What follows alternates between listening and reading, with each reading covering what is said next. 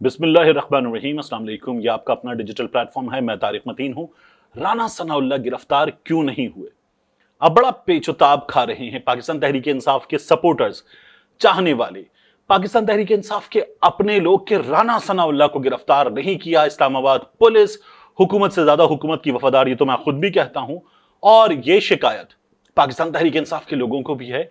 लेकिन राना सनाउल्लाह गिरफ्तार क्यों नहीं हुए जब उनके नाकाबिले जमानत वारंट गिरफ्तारी जारी हो चुके थे? तो राना सनाउल्लाह गिरफ्तार क्यों नहीं हुए? शीरी मजारी साहिबा ने बड़ी दुहाई दी है। उन्होंने कहा है कि इस्लामाबाद पुलिस ने बड़ा गलत किया है। जो पुलिस है पंजाब की, ये पुलिस, इसके अहलकार भी कह रहे हैं कि हम गए थे राना सनाउल्लाह साहब की गिरफ्तारी के लिए, हमसे इस्लामाबाद पुलिस ने ताउन नहीं किया।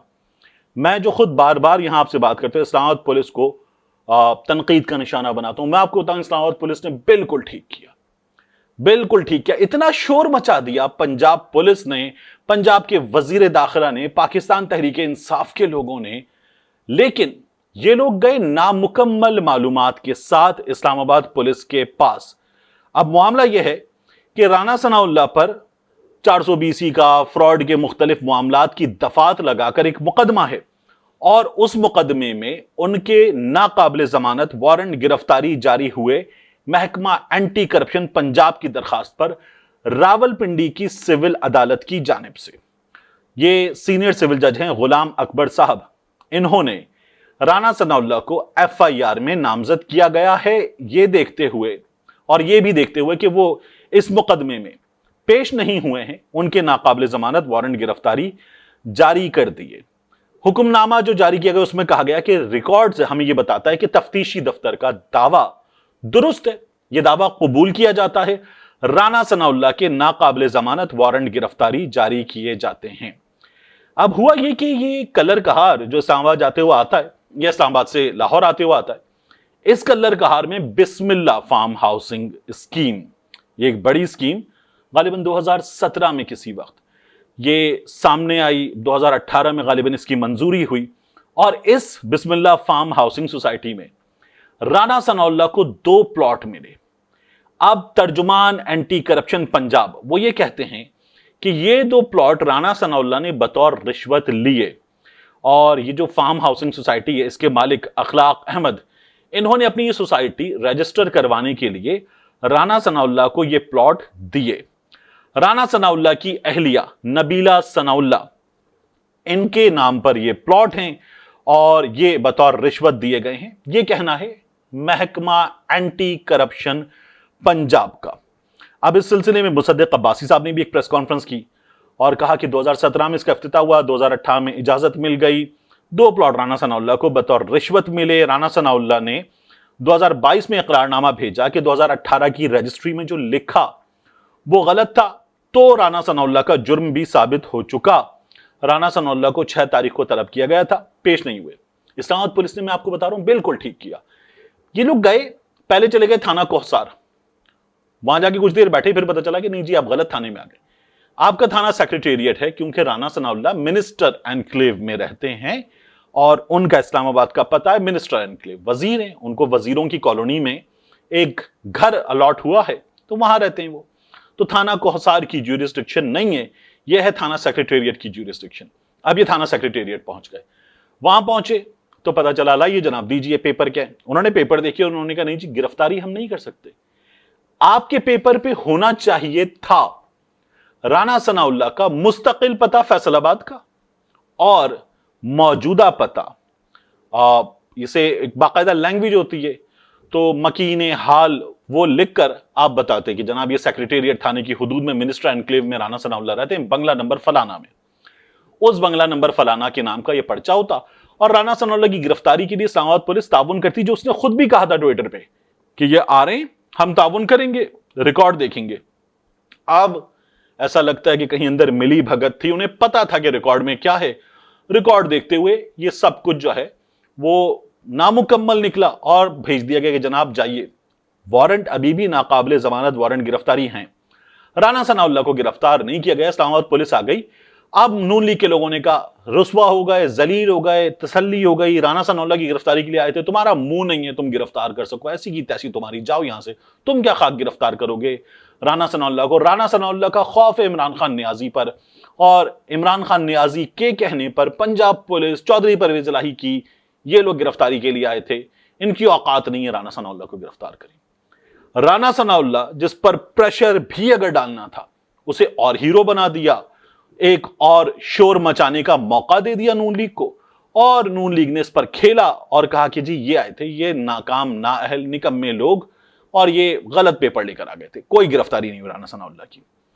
اتنا کام تھا، یہ آسان سا کام تھا، اور یہ آسان سا کام پنجاب پولیس کر سکتی تھی، کیوں نہیں کیا؟ کیونکہ بڑا آدمی ہے۔ جو بڑے آدمی کی گرفتاری کا معاملہ ہوتا ہے، اس میں آپ بڑوں کے کہنے پر، اور بڑے بھی جان بوجھ کے یہ سب کچھ کرتے ہیں، پیپر ویپر جاری کر دیتے ہیں اور نوٹس وغیرہ نکال دیتے ہیں، اور اس کے بعد کہتے ہیں جی گرفتاری کے لیے جا رہے ہیں، بڑا شور مچتا ہے، اور اس کے بعد اس بڑے آدمی کو دیکھا جی مجھے گرفتار کرنے آئے تھے، دفعہ ہوں یہاں سے، اس طرح کی بات کرنے کا موقع مل جاتا ہے۔ یہی سب کچھ اس کیس میں بھی ہوا۔ عمران خان صاحب کی گرفتاری کے لیے وارنٹ جاری کیے گئے، عمران خان صاحب واپس پہنچے، اب ان کو تو عدالتوں کے چکر لگوائے جا رہے ہیں۔ رانا ثناء اللہ کے معاملے میں ایسا لگتا ہے کہ نورا کشتی تھی، فکسڈ میچ تھا، تو عمران خان صاحب کو چیک کرنا چاہیے کہ ان کی ٹیم میں، پنجاب کی حکومت میں یا پنجاب کی اسٹیبلشمنٹ میں فکسڈ میچ کھیلنے والے لوگ کون ہیں، اور عمران خان صاحب ان سے جان چھوڑائیں۔ اگر یہ موقع تھا تو اس موقع کو اویل کرنا چاہیے تھا، اور اگر اس موقع کو اویل کرنے کے بجائے نون لیگ کو پوائنٹ سکورنگ کا موقع دینا تو بہت ہی فضول کام کیا گیا ہے۔ بہرحال ایسی گرفتاریاں اتنے بڑے لوگوں کی ہوتی نہیں، یہ چھوٹا آدمی ہوتا ہے جو گرفتار ہوتا ہے، کوئی روٹی چور، کوئی سالن چور، کوئی پھل چور، کوئی بکری چور، کوئی بھینس چور، وہ گرفتار ہوتا ہے۔ یہ لوگ گرفتار تھوڑی ہوتے ہیں، یہ لوگ گرفتار ہوتے ہیں جب کہیں اور سے احکامات آتے ہیں، پھر اس کے بعد گرفتاری ہوتی ہے، کیونکہ کہیں اور سے احکامات آ جائیں تو پھر پولیس بھی چوں نہیں کرتی۔ سیاستدان جو ہے وہ ہیرو بھلے بن رہا ہو، وہ بھی چوں نہیں کرتا، وہ بعد میں پوچھ لیتا ہے کیوں نکالا مجھے، لیکن چوں نہیں کرتا، اور پھر گرفتاری ہوتی ہے۔ ایسے گرفتاری نہیں ہوتی بڑے آدمی کی۔ اس کے بعد عمران خان صاحب کے ہیلی کاپٹر کا معاملہ، یہ خیبر پختونخوا کا اور پنجاب کی حکومت کے جو ہیلی کاپٹرز عمران خان صاحب جو ہیں وہ استعمال کر رہے ہیں، اول تو میں یہ پہلے بھی کہہ چکا آپ سے، اب بھی کہہ رہا ہوں کہ یہ عمران خان صاحب کو نہیں کرنا چاہیے۔ عمران خان صاحب نے تو بہت چھوٹے ڈسٹنس پر، جیسے پشاور چارسدہ کے درمیان بھی استعمال اگر کیا تو نہیں کرنا چاہیے، لیکن بہرحال ایک چیز دیکھنے کی ہے، عمران خان صاحب کے معاملے میں کیا ہوا ہے، یہ ہیلی کاپٹر غالباً تیسری بار پرابلم میں آیا ہے۔ 2 بار ہیلی کاپٹر میں خرابی، یعنی آج کی خرابی اگر آپ ملا لیجیے، 1 بار پائلٹ کی طبیعت خراب، اس کے علاوہ عمران خان صاحب کے کانوائے میں شامل ایک گاڑی جس میں اچانک آگ لگ گئی، کچھ ہنگامی صورتحال پیدا ہو گئی، اور وہ گاڑی بھی ایک لینڈ کروزر گاڑی تھی، اور اس میں آگ لگی، اس پہ کنٹرول کیا گیا۔ عمران خان صاحب کو کچھ ملا کر دینے کی کوشش کی گئی، بنی گالا میں ان کے ایک ملازم کو ساتھ ملا لیا گیا ان کے مخالفین کی جانب سے، ان کے بنی گالا والے گھر کو بگ کرنے کی کوشش کی گئی، یہ تمام چیزیں ہوئیں۔ وزیر اعظم آفس میں 2 چیزیں بگ ہو ہی رہی ہیں، اور عمران خان صاحب جو ہیں ان کی جان کو خطرہ ہے، وہ خود بھی ایک ویڈیو ریکارڈ کروا چکے، بند کمروں میں مجھے قتل کرنے کی سازش، یہ سب کچھ ہو رہا ہے۔ یہ بڑے صحافی سوال اٹھا رہے ہیں کہ کیا یہ سب کچھ نارمل ہے؟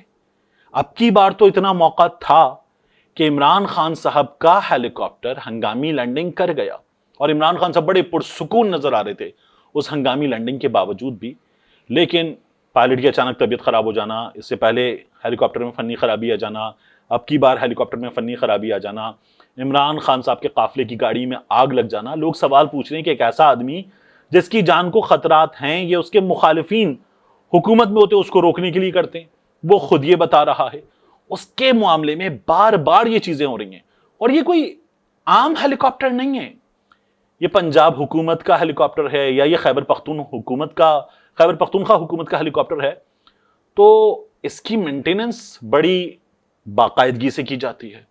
پھر جب یہ قازقستان جاتا ہے تو وہاں پر بھی، غالباً یوکرین جاتا ہے، تو میں اس کو دوبارہ چیک کروں گا، تو وہاں پر بھی اس کی اوور ہالنگ وغیرہ ہوتی ہے، اور یہ اپنی پیریوڈک مینٹیننس کے علاوہ ایک بڑی مینٹیننس کے لیے بھی 1 بار سال میں بھیجا جاتا ہے، تو یہ سب کچھ بھی ہوتا ہے۔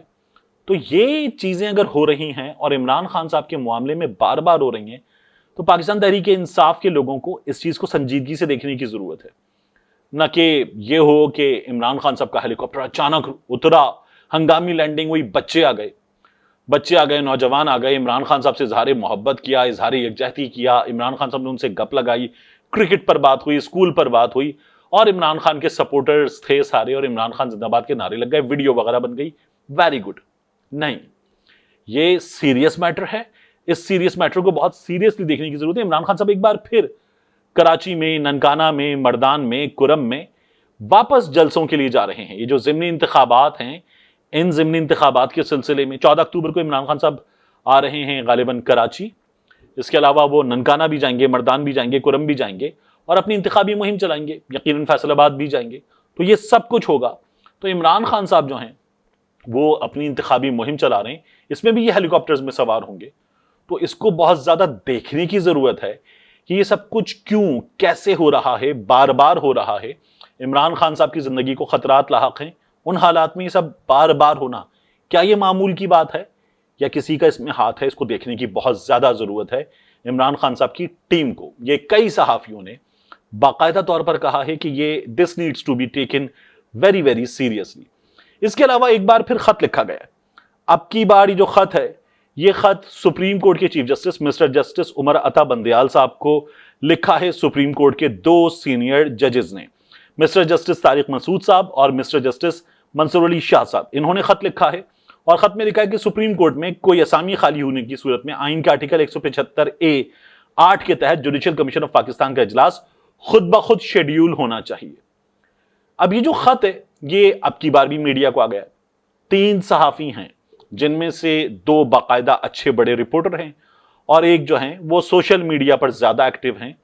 ان 3 صحافیوں کو یہ چیزیں لیک ہو جاتی ہیں، جسٹس قاضی فائز عیسیٰ صاحب کے خطوط ہوں یا جسٹس طارق مسعود صاحب کے خطوط ہوں، جسٹس منصور علی شاہ صاحب کا یہ جو خط ہے یہ لیک ہو جاتے ہیں ان لوگوں کو، اور یہ خط یہ لکھتے ہیں مسٹر جسٹس عمر عطا بندیال صاحب کو، یہ لیک ہو جاتے ہیں۔ یہ صدر پاکستان کو خط لکھیں تو بھی لیک ہو جاتے ہیں۔ تو یہ خط کیسے لیک ہوتے ہیں، یہ لیک کون کرتا ہے، اس کا جواب سامنے آنا چاہیے۔ اس کا جواب کبھی سامنے نہیں آیا۔ چیف جسٹس صاحب نے تو اگر کچھ چیزیں سامنے رکھنی تھی تو پھر انہوں نے کیا تھا کہ سپریم کورٹ کی ویب سائٹ پر جاری کیا تھا اور رجسٹرار آفس نے باقاعدہ سلسلے میں مطلع کیا۔ مگر یہ لوگ جب خط لکھتے ہیں تو چیف جسٹس بھی پوچھتے ہیں، یار میں یہاں موجود ہوں، آپ لوگ مجھ سے بات کرنے، آپ یہ خط لکھتے ہیں، یہ خط چھپتا ہے، یہ اخباروں میں بھی چھپتا ہے، میڈیا پہ بھی چلتا ہے، مجھے بتا دیا کریں۔ لیکن اس معاملے میں ہے کیا کہ یہ خط جو ہیں وہ میڈیا کو لیک ہو جاتے ہیں۔ یہ دیکھنے کی چیز ہے اور یہ وہ چیز ہے کہ جس پر بات کرتے ہو ہمارے پر جلتے ہیں۔ لیکن یہ خط 3 صحافیوں کے پاس ہی، انہی 3 صحافیوں کے پاس کیوں ہوتے ہیں؟ وہ 3 صحافی 2 چینلز پر یہ خط چلاتے ہیں اور ان میں سے ایک سوشل میڈیا پہ چلاتے ہیں، باقاعدہ آپ کو وہ نظر آتے ہیں اہم ترین شخصیات کے ارد گرد، اور پھر انہی کے ذریعے چیزیں ہمارے سامنے آتی ہیں۔ تو یہ سلسلہ جو ہے یہ بھی رکنا چاہیے۔